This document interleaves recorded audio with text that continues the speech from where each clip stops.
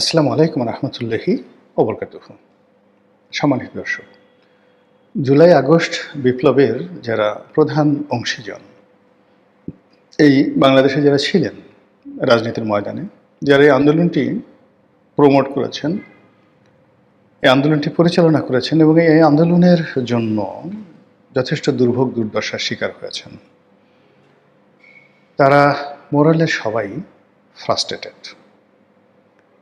অনেকে বিক্ষুব্ধ, অনেকে হতাশাগ্রস্ত এবং তারা মনে করছে যে তাদের যে স্বপ্ন, জুলাই আগস্ট বিপ্লবের যে স্বপ্ন, সেই স্বপ্ন ধূলিসাৎ হয়ে গেছে।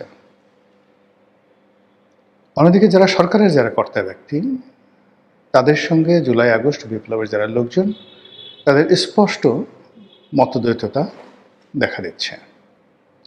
সরকারের বক্তব্য হলো যে আমরা 17 বছর 18 বছর ধরে অব্যাহতভাবে শেখ হাসিনার বিরুদ্ধে আন্দোলন করে যাচ্ছি।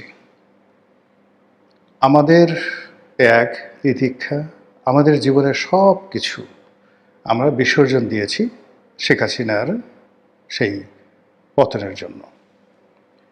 কাজেই এই যে সরকার সমর্থিত একজন সংসদ সদস্য, তার যে বক্তব্য কি, তারা 300 রান করেছে আর 6 বলে কত রান করে যেন সেই বিপ্লবীরা গোল দিয়েছে বা উইন করেছে, এরকম একটা কথাবার্তা। আমি আসলে ক্রিকেট এই ধরনের আকার ইঙ্গিতের কথাবার্তা খুব কম বুঝি। তো এই যে তিনি বক্তব্য দিলেন, স্পষ্টতভাবে তিনি যে বক্তব্য দিলেন, জনাব আন্দালিব রহমান পার্থ, তিনি মূলত বিএনপির কেউ নন, তিনি বিএনপির সহযোগী। নুরুল হক নুরু বা জুনায়েদ সাকি, তারা যেভাবে বিএনপির সহযোগী, একইভাবে জনাব পার্থ সহযোগী। কিন্তু অন্য সবার চাইতে পার্থর একটা গ্রহণযোগ্যতা ছিল, তার তারুণ্য, তার স্মার্টনেস, তার লেখাপড়া, তার বংশ, সব মিলিয়ে যারা বিপ্লবী তাদের কাছে তিনি সম্মান এবং শ্রদ্ধার পাত্র ছিলেন। কিন্তু যেই মুহূর্তে তিনি এই বক্তব্য দিলেন বিএনপির পক্ষে, এবং যেই মুহূর্তে তিনি যারা বিপ্লবী তাদেরকে কটাক্ষ করলেন, সঙ্গে সঙ্গে বিপ্লবীরা হই হই রই রই করে উঠল। সবাই এখন তাকে সেই ভুয়া ভুয়া বলা শুরু করলো এবং তার সমালোচনা করতে করতে এখন জনাব পার্থ যদি সেই আগের পার্থর কথা চিন্তা করেন, তাহলে তার অবস্থা এখন সেই আরেকজন একসময় সুপারস্টার ছিলেন আমাদের দেশে, মাহিবী চৌধুরী। তো মাহিবী চৌধুরীর পর্যায়ে তিনি চলে গেছেন। এর কারণটা হলো যে এই এখনো পর্যন্ত জনমত, তারপরে আন্দোলনের মাঠ এবং প্রশাসনের যে গুরুত্বপূর্ণ যে জায়গাগুলো, এগুলো জামাত এবং এনসিপির প্রভাবে আছে। এখন পর্যন্ত সোশ্যাল মিডিয়াতে যে ডমিনেটিং পাওয়ার, সেই ডমিনেটিং পাওয়ারটা জামাত এনসিপির হাতে আছে। এখনো পর্যন্ত জুলাই আগস্ট বিপ্লবের যে স্পিড এবং স্পিড, যে গতি, সেই গতি জামাত এবং এনসিপির হাতে আছে। ফলে জামাতের একজন শিশির মনির, জামাতের একজন অ্যাডভোকেট শাহরিয়ার, ব্যারিস্টার শাহরিয়ার, কিংবা এবি পার্টির ফুয়াদ, হাসনাত, সার্জিস, নাসিরউদ্দিন পাটোয়ারি, তারা যে অথরিটি নিয়ে কথা বলতে পারে, আক্তার যে অথরিটি নিয়ে কথা বলতে পারে, তারা যে বডি ল্যাঙ্গুয়েজ শো করতে পারে, তার সামনে দাঁড়ানোর মতো যে মোরাল ক্যারেজ, সাহস, শক্তি এখনও সরকারি দলের কারোর মধ্যে নেই। নট ইভেন সালাউদ্দিন সাহেব, নট ইভেন প্রধানমন্ত্রী তারেক রহমান। যদি সেই পার্লামেন্টের মধ্যে সেই এনসিপির কেউ বলে, নাহিদ ইসলাম একটা হুঙ্কার ছাড়ে, আমি কার খালুরে, মুই কি হনুরে, এই সমস্ত কথা যদি বলে, বিএনপির লোক ওইভাবে আঙ্গুল উঁচিয়ে আওয়ামী লীগের মতো চোপ বেয়াদব, এত বড় কথা বললি 32টা দাঁত খুলে ফেলবো, কিংবা পুলিশ পাঠিয়ে তোকে আজকে ধরে ফেলবো, আজকে জেলে পড়বো, ওই অবস্থা বাংলাদেশে এখন নেই। এগুলো বাস্তব অবস্থা। ফলে কি হলো যে বিএনপি তার পায়ের নিচের যে মাটি সেটা শক্ত না করে, তারপর নিজেদের অবস্থা সুসংহত না করে, জনমত তাদের পক্ষে না নিয়ে এবং দেশে দৃশ্যমান কল্যাণকর জনকল্যাণকর কিছু না করে তারা এমন কতগুলো মৌলিক বিষয়ে হাত দিয়েছেন এবং মৌলিক বিষয়ে ঝুঁকি নিয়েছেন যা কিনা পুরো রাজনীতিকে এলোমেলো করে দিয়েছে। তার মধ্যে প্রথমত জুলাই সনদ, দ্বিতীয়ত ডক্টর মোহাম্মদ ইউনূসের সঙ্গে তাদের যে সমঝোতা হয়েছিল, আমরা যেটা আন্দাজ করি ডক্টর মোহাম্মদ ইউনূসকে সেই রাষ্ট্রপতি বানানো, রাষ্ট্রপতির ক্ষমতা বৃদ্ধি করা, জুলাই সনদ পাশ করা, এরপর কনস্টিটিউশনাল অ্যাসেম্বলি করে সংবিধান সংস্কার করা, প্রধানমন্ত্রীর ক্ষমতা কমানো, এই বিষয়গুলো ডক্টর মোহাম্মদ ইউনূসের সঙ্গে সমঝোতা হয়েছিল বলে আমরা অনুমান করি লন্ডন বৈঠকে। আর সেটার উপরে ডক্টর মোহাম্মদ ইউনূস এবং তার যারা লোকজন 100% ভরসা করেছিলেন। ভরসা করে তারা তড়িঘড়ি করে নির্বাচনের পথে গেছেন। কিন্তু যেই সময়টিতে নির্বাচন হয়েছে ফেব্রুয়ারি মাস পর্যন্ত, এমনকি নির্বাচনের যে ফলাফল যেদিন ডক্টর মোহাম্মদ ইউনূস ঘোষণা করলেন সেই দিন পর্যন্ত রাষ্ট্রশক্তি এতটা ডক্টর ইউনূসের নিয়ন্ত্রণাধীন ছিল। এবং যেদিন নির্বাচন হয় সেই দিন রাত্রি অবধি সারা বাংলাদেশে জামাত এবং এনসিপির যে দাপট ছিল, তারা যদি নির্বাচনের ফলাফল প্রকাশ না করত এবং যে ইলেকশন ইঞ্জিনিয়ারিংয়ের কথা বলা হচ্ছে সেই ইঞ্জিনিয়ারিং করে যদি বলা হতো এনসিপি এবং জামাত 212টি সিট পেয়েছে, আমার কাছে মনে হচ্ছে না যে বিএনপি কার্যকরভাবে খুব বড় কিছু করতে পারত। ইউনূস জমানাতে তাদের সবচেয়ে বড় যে শোডাউন সেটা ছিল ইশরাককে মেয়র পদে বসানোর জন্য যমুনা ঘেরাও করা। ওটা যেভাবে ফ্লপ করেছে, একইভাবে যদি জামাত এবং এনসিপি তারা তাদের যে ইলেকশন ইঞ্জিনিয়ারিং সেটা যদি তারা এই বিএনপি যে সিটগুলো পেয়েছে সেগুলো তাদের দেখিয়ে দিত এবং সেটা সম্ভব ছিল এবং এটা ইচ্ছে করলে ডক্টর মোহাম্মদ ইউনূস সেটা করতে পারতেন। ডক্টর মোহাম্মদ ইউনূস যদি বোঝার চেষ্টা করেন, ডক্টর মোহাম্মদ ইউনূস যদি আক্তারকে পাশ করিয়ে আনতে পারে, ডক্টর মোহাম্মদ ইউনূস যদি সেই মাসুদ, যাকে বলা হয় মংলা মাসুদ, তাকে পাশ করিয়ে আনতে পারে, নাহিদকে পাশ করিয়ে আনতে পারে, তাহলে বাকি জিনিসগুলো সে যদি মানে অনেকে তো গুলশানের যে তারেক রহমান সাহেবের যে সিট, এই সিট নিয়ে মানুষ যে কথাবার্তা বলছে সেগুলো শোনা যায় না, কানে তুলে দিতে হয়। তাহলে এখানে যা কিছু হয়েছে এই সব কিছু আসলে জামাত এনসিপির পক্ষে যেতে পারতো, যেটা ডক্টর মোহাম্মদ ইউনূসের কারণে যায়নি। তো সেই ডক্টর মোহাম্মদ ইউনূস এবং তার যারা লোকজন রয়েছেন তাদের তো একটা কনসিডারেশন ছিল, এক্সপেকটেশন ছিল, সেই এক্সপেকটেশনটা পূর্ণ হয়নি এবং আগামীতে হবে না। আমি একেবারে যেদিন সরকার শপথ নিল সেদিন কিন্তু বলেছিলাম যে রাজনীতিতে কথা রাখতে হয় এবং যে শর্তগুলো দিয়ে, যে কথা দিয়ে, যে সমঝোতার ভিত্তিতে এই নির্বাচনটি হলো এবং এনসিপি এবং জামাতকে যেভাবে ডক্টর মোহাম্মদ ইউনূস সমুদ্রে ভাসিয়ে দিয়ে তারেক রহমান সাহেবের দিকে ঝুঁকে গেলেন, সেক্ষেত্রে ডক্টর মোহাম্মদ ইউনূসের যে আশ্বাসগুলো, প্রশ্বাসগুলো, বক্তব্যগুলো আনকন্ডিশনালি বিএনপির মান্য করা উচিত ছিল, যেটি এখন বিএনপি ইচ্ছা করলে সেটি পারবে না।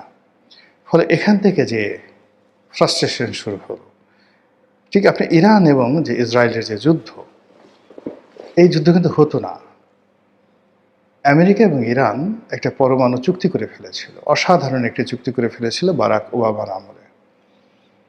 পরবর্তীতে যখন ডোনাল্ড ট্রাম্প ক্ষমতায় এলেন, এসে সেই পরমাণু চুক্তিটিকে তিনি বাতিল করে দিলেন। ওই যে সমস্যাটা তৈরি হলো, আজকে এমন একটা যুদ্ধ, যে যুদ্ধে এখন যদি ডোনাল্ড ট্রাম্পের প্রাণ যায়, নেতানিয়াহু মারা যায়, আমেরিকা ভেঙে টুকরো টুকরো হয়ে যায় এবং আমেরিকা আলটিমেটলি যা হারিয়েছে এটা আর কোনোদিন ফিরে পাবে না।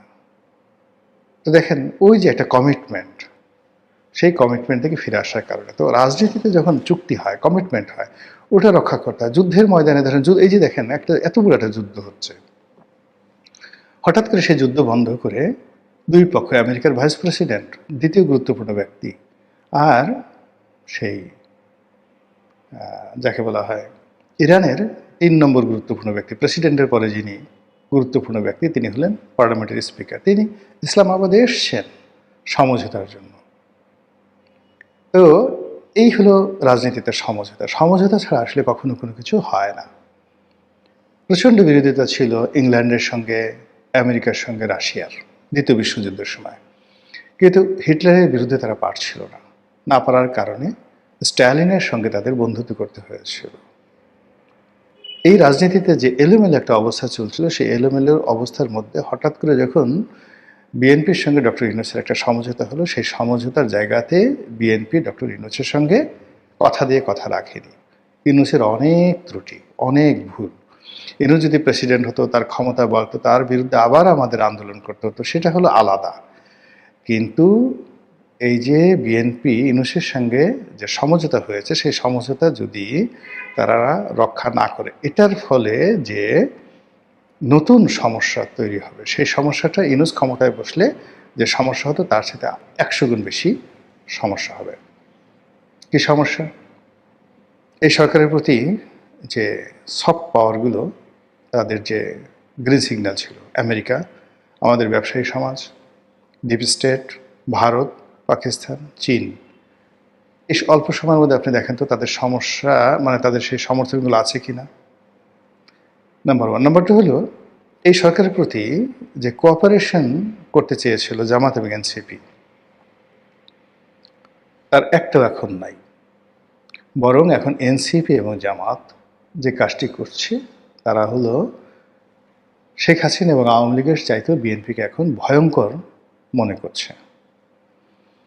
এবং তারা মনে করছে যে যেভাবে শেখ হাসিনা জামাতের উপর চড়াও হয়েছিল, তার চাইতে, মানে যদি হাঙ্কি পাঙ্কি ভুং ভাং জামাত করে, তার সাথে অনেক বেশি নিষ্ঠুরতা নিয়ে রাষ্ট্রশক্তিকে এদের বিরুদ্ধে ব্যবহার করা হবে।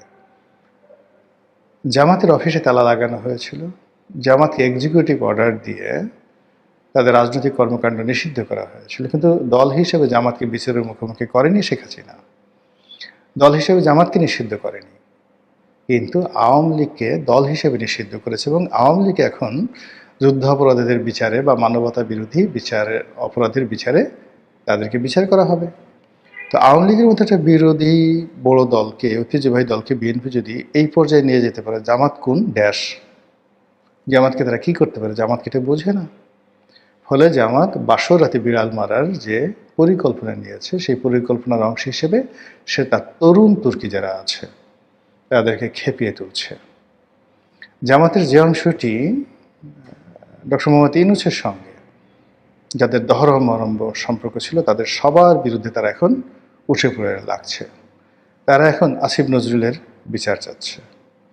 যখনই আসিফ নজরুলকে গ্রেপ্তার করা হবে, রেজওয়ানাকে গ্রেপ্তার করা হবে, তারপরে সেই জ্বালানি উপদেষ্টা ছিল তাকে গ্রেপ্তার করা হবে, তারপর অন্যান্য যারা আছে, মূলত জ্বালানি উপদেষ্টা ফাইজুল কবির খান, তারপরে সাদা চুলের আদিলুর রহমান শুভ্র, সৈয়দা রেজানা হাসান, আসিফ নজরুল, তারপরে ব্রিগেডিয়ার সাখাওয়াত, এই কজনের কি হলো, এই কজন মূলত এখানে অনেক গুপ্ত বিষয়ের সঙ্গে তারা জড়িত। এই লোকগুলোকে যদি জনমত তৈরি করে ফেলা হয়েছে এদের বিরুদ্ধে, এখন এদেরকে বিচারের আওতায় আনার সময়ের ব্যাপার। দেশের পত্রপত্রিকা, সামাজিক মাধ্যম, রাজনৈতিক অঙ্গন এদের বিরুদ্ধে কথাবার্তা বলছে, এবং জামাত এনসিপি সরাসরি কথা বলছে। আর এরা যদি যাকে বলা হয় গ্রেপ্তার বরণ করেন, মামলা মোকদ্দমার মধ্যে পড়েন, বিব্রতকর অবস্থার মধ্যে পড়েন, রাস্তায় বেরোতে না পারেন, তাহলে ওই যে ডিপ স্টেটের যে কানেক্টিভিটিটা ছিল, সেই কানেক্টিভিটিটা রীতিমতো বুমেরাং হয়ে যাবে, যেটি সরকার সামাল দিতে পারবে না। এবং এই কাজটি করা হচ্ছে অসম্ভব রকম ম্যাটিকুলার ডিজাইনের আন্ডারে। আগে যে কাজটি হতো আমেরিকান লবির মাধ্যমে, এখন সেই কাজটি আফগানিস্তান, পাকিস্তান, ইরান, তুরস্ক, চীন এই ডিপ স্টেটের পলিসির মধ্যে চলে আসবে। এবং সেখানে এই যে যারা তরুণ, তারা নির্বাচনের পর বেশ কয়েকদিন একটু চুপচাপ ছিলেন। আমি যে নামগুলো বললাম, ব্যারিস্টার ফুয়াদ, তারপরে এনসিপির যে সকল নেতৃবৃন্দ রয়েছেন, জামাতের যারা ছিলেন, তারা মোটামুটি মাসখানেক একদম চুপচাপ ছিলেন। কিন্তু এখন এই গত 15 দিন ধরে তারা আগের চাইতে আরও বেশি স্পিড নিয়ে কথা বলছে। শেখ হাসিনাকে তারা যে ভাষায় গালাগাল করছে, তার চেয়ে আরও বেশি সালাউদ্দিন সাহেবকে, তারপরে তারেক রহমান সাহেবকে, অন্যান্য মন্ত্রীদেরকে গালাগাল করছে। তারা আইনমন্ত্রীকে, বর্তমান আইনমন্ত্রীকে অকথ্য ভাষায় গালাগাল করছে, অ্যাটর্নি জেনারেলকে গালাগাল করছে। ইট মিনস এই যে বিপ্লবের যারা অংশীজন, তাদের ফ্রাস্ট্রেশন এখন চরমে। 2 নম্বর হলো যে গত 17 মাসে কোনো বিপ্লবী, জুলাই আগস্টের বিপ্লবী, তাদের 2-1 জনের বিরুদ্ধে বা তাদের পার্সোনাল স্টাফদের বিরুদ্ধে দুর্নীতির অভিযোগ আসছে। কিন্তু যদি গত 17 মাসে বিএনপির নেতা কর্মীদের বিরুদ্ধে যে অভিযোগগুলো জমা হয়েছে, যেভাবে পাবলিক পারসেপশন শুরু হয়েছে, পথে ঘাটে মাঠে যেভাবে চাঁদাবাজি নিয়ে কথাবার্তা হচ্ছে, এইগুলো আবার যদি সামনে লাইমলাইটে আসে, এবং আনা হয়ে গেছে, লাইমলাইটে আনার ফলে কি হলো, ওই যে এনসিপির যে সমস্ত লোকদের বিরুদ্ধে চাঁদাবাজির মামলা হতো বা চাঁদাবাজির কথাবার্তা হতো, এগুলো সব ভুলে যাবে মানুষ। আর সরকার যদি চেষ্টা করে যে আবার এদেরকে ডিবি অফিসে নেবে, আবার এদেরকে ছ্যাঁকা দেবে, এটা কোনো অবস্থাতেই সম্ভব হবে না। ফলে কি হলো, এই যে পহেলা বৈশাখ সামনে আসছে, পহেলা বৈশাখের পরেই আপনি দেখবেন এই পহেলা বৈশাখকে কেন্দ্র করে বিরোধী দলের যে বিভিন্ন সফট পাওয়ার আছে, বিভিন্ন গুপ্ত শক্তি আছে, তারা অসংখ্য ভোজের আয়োজন করেছে, মিটিংয়ের আয়োজন করেছে, টেলিভিশন, মিডিয়া থেকে শুরু করে সব জায়গাতে তাদের পাবলিক রিলেশন চলছে। এই যে জুলাই আগস্টের যারা বিপ্লবী, তারা বাড়ি বাড়ি ছুটে চলছে। এই সমাজের যারা ইনফ্লুয়েন্সিয়াল যারা লোকজন, যারা একসময় গত 17 বছর ধরে আওয়ামী লীগের বিরুদ্ধে কথা বলেছে, তারেক রহমান সাহেবকে সম্মানিত করেছে, বিএনপি চেয়েছে বিএনপি ক্ষমতায় আসুক, তারা এখন সরাসরি বিএনপির বিরুদ্ধে কথা বলছে। আপনি নুরুল কবির সাহেবের মতো মানুষ কী কথা বলছে বিএনপির বিরুদ্ধে, আপনি চিন্তা করেন।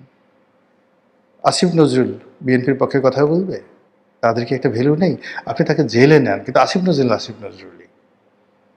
এই যে একটা জটিল অবস্থা তৈরি করা হয়ে গেছে, প্রথম আলো, ডেইলি স্টার কোনো অবস্থাতেই ডক্টর মোহাম্মদ ইউনূসকে ছেড়ে, এনসিপিকে ছেড়ে, তারা কোনো অবস্থাতেই মার্কিন ডিপ স্টেটকে ছেড়ে তারেক রহমান সাহেবের পক্ষে যাবে না। এবং তারা কী কাজগুলো করবে? খুব সুকৌশলে একটা ছোট ফটো কার্ড ছেড়ে দেবে, একটা প্রশ্ন ছেড়ে দেবে, একটা ছবি ছেড়ে দেবে। ওই একটা ছবি আপনি 1000টা কামান দিয়েও আপনি সেটা মোকাবেলা করতে পারবেন না। ফলে কি হলো, রাজনীতি মারাত্মক জটিল হয়ে পড়ছে।